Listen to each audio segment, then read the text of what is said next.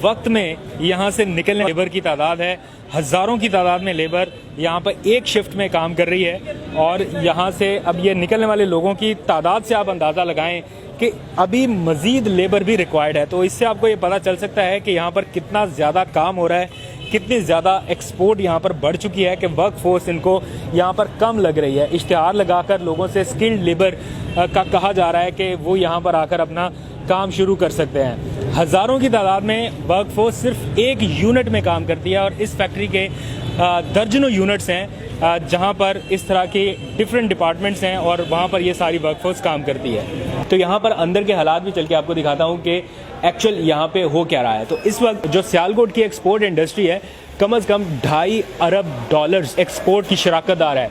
पाकिस्तान की जितनी total export है उसका $2.5 अरब जो है वो सियालकोट से एक्सपोर्ट हो रहा है और उसमें जो स्पोर्ट्स गारमेंट है उसका सबसे बड़ा हाथ है। माशाल्लाह से देख सकते हैं पूरी फैक्ट्री में किस तरह से मजदूर और लेबर वर्क फोर्स जो है वो पूरी सलाहियत के साथ अपना काम करती हुई नज़र आ रही है आपको। तो इससे ये अंदाज़ा हो रहा है कि एक्सपोर्ट इंडस्ट्री वाकई बूम कर रही है। जो रिलीफ पैकेज हुकूमत की जानिब से दिए जा रहे हैं वो वर्क करते दिखाई दे रहे हैं। गवर्नमेंट जो इंसेंटिव्स दे रही है ये सिर्फ इंसेंटिव्स की हद तक है, इसके ऊपर अमल दरामद हो रहा है। एज अ एक्सपोर्टर या इस आउटलेट के मैनेजर के तौर पे very frank to be honest राय बताएं कि ज़मीनी ग्राउंड रियलिटीज़ क्या है। एक तो यार हमारे पास जो सबसे ज़्यादा है वो रिबेट का इशू, जो हमारा रिफ़ंड हो गया और उसके मुताबिक चीज़ें आना शुरू हो गई, मिलना शुरू हो गई। उसके अलावा हमें जो रिलीफ मिला है ये बिजली और गैस के बिलों में रिलीफ आया है। नून लीग के दौर में हमारे पास नहीं था ऐसा कोई भी, उन्होंने कहा था कि जी हम देंगे, लेकिन देने वाला कोई काम नहीं हुआ। वही वादे जो होते थे खाली वादों पर टरकाया जा रहा था। लेकिन अब इस गवर्नमेंट ने आगे ये इंसेंटिव ज़रूर दिया है कि अपनी रिबेट्स वगैरह और जो बाकी रिफंड्स थे वो हमें मिल गए। अभी भी आपको लेबर की शॉर्टेज का सामना करना पड़ रहा है? जी बिल्कुल, लेबर की शॉर्टेज का है। अनस्किल्ड लेबर तो आसानी से मिल जाती है हमें, लेकिन जो स्किल्ड लेबर है, जिसने मशीनें चलानी है, जिसने हमारे पीसेस को चेक करना है, जिसने फिनिश गुड्स को पैक करना है, उसकी हमें बड़ी एक्यूट शॉर्टेज है। उसके लिए हम लोगों ने तरीका ये इस्तेमाल किया है कि हम लोग उनको ट्रेनिंग दे रहे हैं, जो अनस्किल्ड लोग ला रहे हैं उनको हम ट्रेंड कर रहे हैं और उनको दोबारा से अपने टेबल्स पे या मशीनों के आगे खड़ा कर रहे हैं। और उसके अलावा जो हमारे पास लोग बाहर से अवेलेबल आ रहे हैं उनको हम डबल कॉस्ट पे करके ला रहे हैं ताकि वो यहाँ आके काम करें। फैक्ट्री में काम करने वाले कुछ मजदूरों ने बताया कि कोरोना के दौरान डर था कि नौकरी हाथ से चली जाएगी, लेकिन हुकूमत के बरवक्त इक़दाम के नतीजे में मामलात संभल गए। ऑर्डर्स इतने मिलने लगे कि इन्हें पूरा करना मुश्किल हो गया। जब कोरोना के दिनों में ये काम स्टार्ट हुआ था कोरोना का, तो तब तो हमें बिल्कुल ऐसा फील हो रहा था कि जैसे हमारे काम बिल्कुल ठप हो जाएंगे, हमारे घरों के जो चूल्हे हैं वो बंद हो जाएंगे।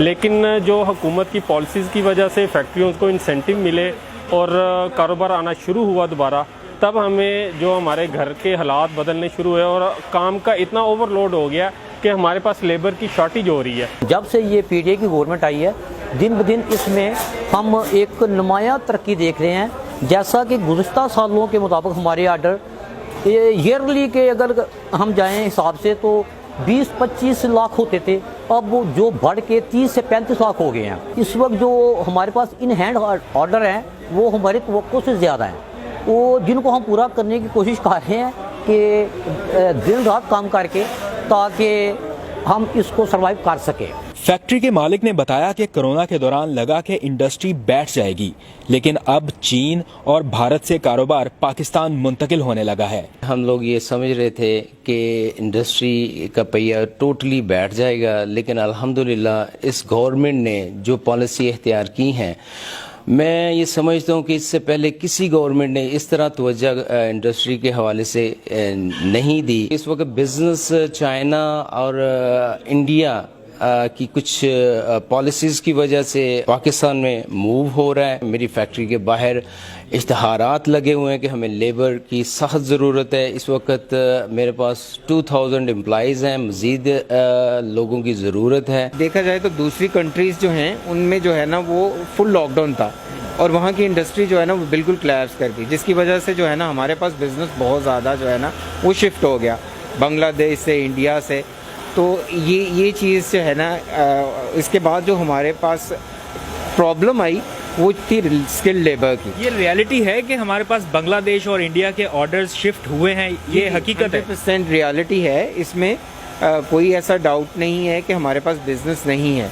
हमारे पास 20 से लेके 40% बिजनेस जो है ना वो इंक्रीज हुआ है विद इन जो कोविड-19 का जो है ना जब से ये शुरू हुआ है उसके दौरान हमारे पास. PMLN के दौर में कितना आपको परेशानी का सामना करना पड़ रहा था, या कुछ फ़र्क था? वो आपके लिए सहूलतें नहीं दे रहे थे जो इस गवर्नमेंट में आपको दी जा रही हैं? देखिए, सहूलतें तो तब भी थी लेकिन हर्डल्स बहुत थी.